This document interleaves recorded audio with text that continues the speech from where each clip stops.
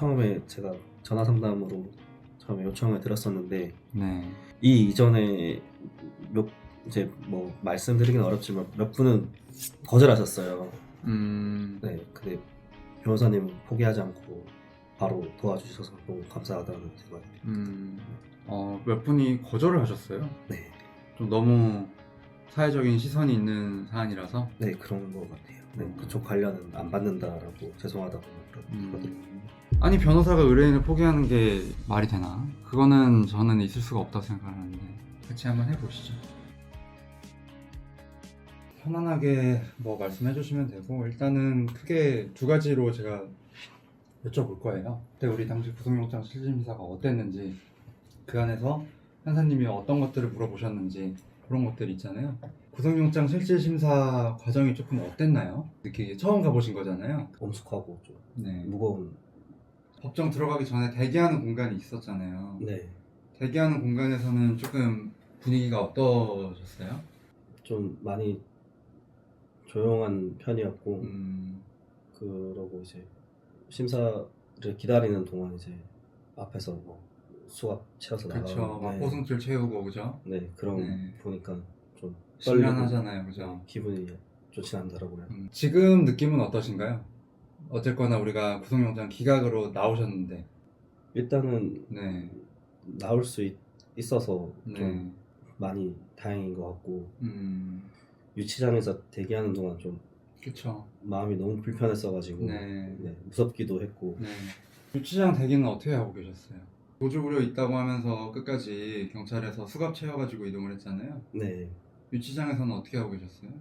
유치장에서는 이제 소지품들 다 이제 기재하고 그쵸. 그 다음에 이제 옷 다 이제 갈아입고 나서 이제 그 특정한 공간에 이제 대기하고 있었습니다. 네. 그때 구속영장 기각이 한 8시 정도에 나왔었잖아요.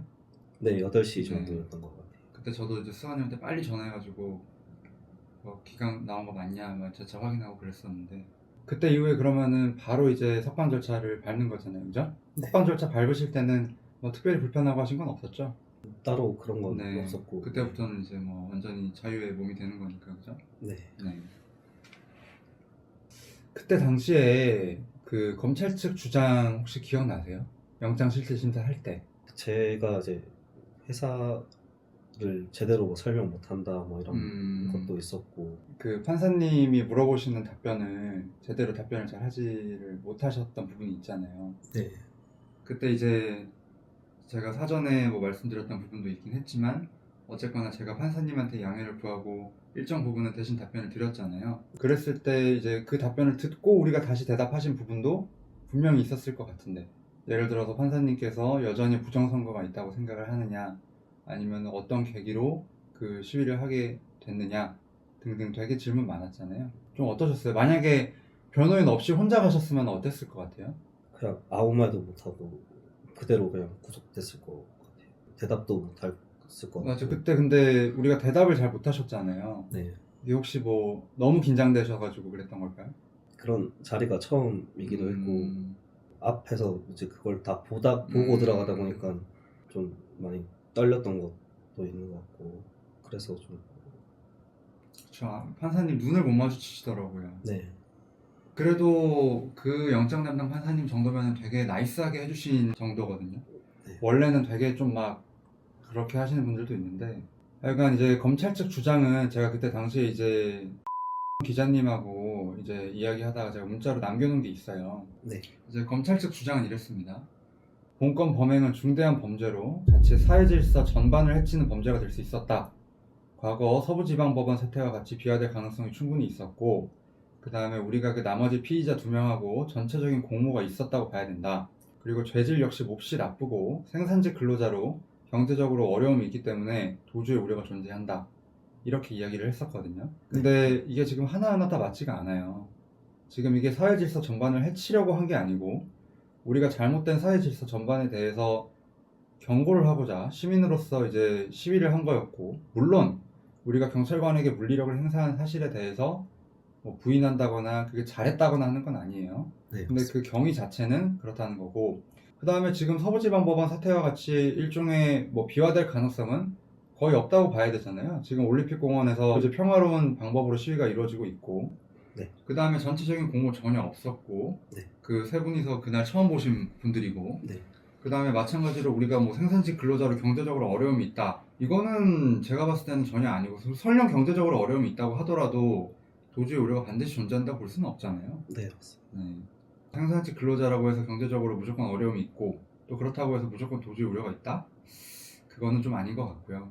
그래서 그때 이제 변호인 주장을 제가 드렸던 게, 본건 범행 자체는 피의자가 경찰 공무원을 팔로 제지한 것에 불과하고 당시 이제 혼란스러운 분위기 속에서 우발적으로 발생한 일이다. 피의자들 간 일면식 없고 서로 전혀 알지 못하기 때문에 전체적인 공모가 없었다. 그리고 죄질이 나쁘다고 볼 수도 없다. 선거관리위원회의 어떤 전반적인 부실을 시민의 일원으로서 비판하기 위하여 모인 평화 시위였고, 그 과정에서 어떤 과도한 폭력이 발생한 사실도 없다. 그리고 해당 경찰관님께서 이주 진단서 발급받긴 하셨으나 그 이주 진단서가 법적인 의미의 상해라고 보기는 어렵다. 그리고 우리가 반도체 관련 회사에서 2021년 7월 1일부터 만 5년간 꾸준히 근무해오고 있고, 그 다음에 주거 역시 회사 근처 원룸에서 살고 계시기 때문에 도저히 우려가 전혀 없다.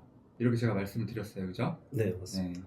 그래서 이제 영장 담당 판사님께서 이제 질의하셨던 뭐 여러 가지 특정한 사안들 중에서 뭐 평상시에 정치나 시사에 많은 관심을 갖고 있었느냐, 그 다음에 어떤 계기에서 이 시위에 참여하게 되었느냐, 그리고 뭐 특별히 민주주의나 뭐 이런 정치 원리에 대해서 공부를 하거나 뭐 한 사실이 있느냐, 그 다음에 뭐 현재도 부정선거가 있다고 생각을 하느냐, 뭐 기타 등등 여러 가지 이제 질문을 했고, 제가 최종 결론으로 요약해서 피의자 범행 전부 인정하지만 법리적으로 상해 부분에 다툼이 있는 거다, 이렇게 말씀드렸어요. 그죠? 그리고 경찰 조사 단계에서부터 꾸준하게 계속해서 지금 경찰 검찰에서는 팔을 잡고 여러 명이서 이거 잡았을 때 다칠 수 있다는 걸 알고 있었냐, 그죠? 그래서 여러 명이서 같이 뭐 알고 있었느냐, 그 당시에 대화가 있었느냐, 계속해서 우리가 다치게 할 의도가 있었고 공모가 있었고, 요거를 지금 집중적으로 이야기를 하려고 하는 거거든요. 네. 근데 그게 아니라는 걸 이제 계속해서 설명을 할 수 있어야 돼요. 우리 전체적으로 그 영장 실질심사 있었던 날 아침부터 있었던 일을 시간 순서대로 한번 설명을 좀 해줘 보실 수 있을까요? 아침 7시쯤 일어나서 일단 씻고 준비는 해놓은 상태에서 기차 시간이 있으니까 그동안 집에서 좀 어떻게 하지에 대한 생각을 정리를 좀 하고 있었고, 그때는 아직 좀 실감이 안 나서 어떻게 해야 될까에 대한 그거는 확실하게 안 섰고요. 그러고 이제 변호사님 만나는 약속 시간이 이제 그 정해져 가지고 그때 맞춰서 넘어가서 그 근처에서 일단 밥을 먹으면서 12시쯤 넘어서 먹었던 것 같고요. 그러고 이제 근처 카페에서 1시쯤 돼서 이제 시간을 기다리고 있었는데, 변호사님하고 만나기로 한 약속 시간이 다 돼가서 이제 근처에 오시나 해서 이제 저는 주변에서 이제 배회하고 있었는데 기자들이 엄청 들어오는 게 보이니까 이제 좀 심리적으로 많이 좀 위축되더라고요. 아, 네. 잘못된 거 아닌가, 큰일 나는 거 아닌가. 음. 그때부터 좀 제가 좀 계속 떨리고 무섭다 해야 되나? 네, 긴장되는 게 많이 컸던 것 같아요. 근데 저랑 같이 들어가셨고, 제가 기자분들한테 질문은 하지 말아달라, 답변은 하지 말아달라 이렇게 말씀드렸고, 네. 그다음에 제가 인터뷰를 따로 했거든요. 우리 입장을 밝혔어요. 그리고 이제 우리가 영장실질심사 대기할 때 제가 계속해서 드렸던 말씀이 있는데 혹시 기억나세요? 제가 계속 말했잖아요. 너무 걱정하지 말라고. 아, 이거 구속영장 기각될 거라고. 네. 그죠? 너무 걱정을 많이 하시더라고. 그래가지고 제 말이 아마 한 귀로 듣고 한 귀로 나갔을 것 같은데 기억 전혀 안 나세요?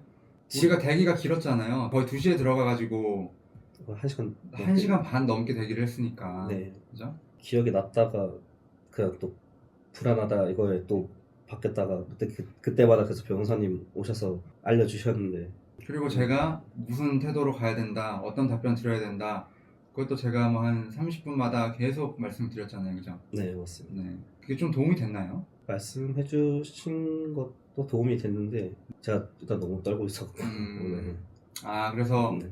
그 제가 사전에 드렸던 조언보다 영장실질심사 받으러 들어가서 제가 판사님한테 직접 말씀드렸던 게 더 크게 도움이 됐다는 말씀이신 거예요? 네, 그렇게 생각하면 될 것 같습니다. 저랑 만나시기 전에 취업규칙에서 뭐 구금됐으면은 어떻게 된다 이런 거 찾고 계셨다 그랬는데, 그러면은 저를 만나기 전에는 이제 구속될 거라고 어느 정도 확신을 하셨던 건가요? 일단은 이제 저도 잘 모르다 보니까 특수 공무집행방해 치상이 붙으면은 거두절미하고 무조건 이제 징역이 나온다고 해서 그래서 이거 무조건 구속되고 안 좋게 될 것 같아서 너무 불안해가지고 이것저것 좀 찾아봤던 것 같아요. 회사에는 좀 지장이 안 가고 싶어서. 근데 저랑 상담했을 때 제가 이거는 구속영장 청구도 너무 과도하고 구속이 될 리가 없을 거다.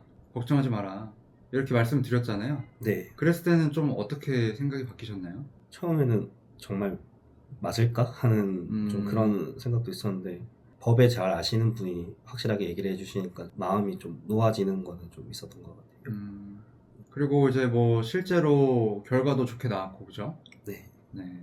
그 다음에 이제 우리가 영장실질심사 받으실 때 제가 사전에 말씀드렸던 뭐 내용들을 우리가 너무 긴장하는 바람에 말을 잘 하지는 못했단 말이에요. 네. 그죠? 아무래도 그 분위기가 조금 압도되는 분위기가 있다 보니까. 네. 그리고 다 처음 하시는 거고. 예. 그랬을 때 변호인이 선임된 게 얼마나 좀 도움이 됐었나요? 도움이 엄청 많이 됐죠. 이제 뭐 제가 긴장해서 떨어가지고 말도 거의 못했는데 거기에 대해서 변호사님이 깔끔하게 다 상황 설명해 주시고 변론도 해주셨고 딱 변호사님이 안 계셨으면 저는 구속됐을 거다 그렇게 생각이 들더라고요. 그게 변호사 역할인 거니까요. 그러면 이제 우리 계속해서 특수공직방 치상을 떼고 최대한 이제 낮은 형 받을 수 있게 같이 한번 해보시죠. 네. 네. 나머지까지 잘 부탁드리겠습니다. 네. 너무 걱정하지 마시고 어차피 다 잘 끝날 거예요. 클라이언트 분들이 항상 이렇게 물어보시거든요. 전 이제 지금부터 뭘 해야 되냐고. 그럼 전 항상 그렇게 말씀드려요. 이제 저 만나셨으니까 이제 걱정부터 좀 그만하시라고.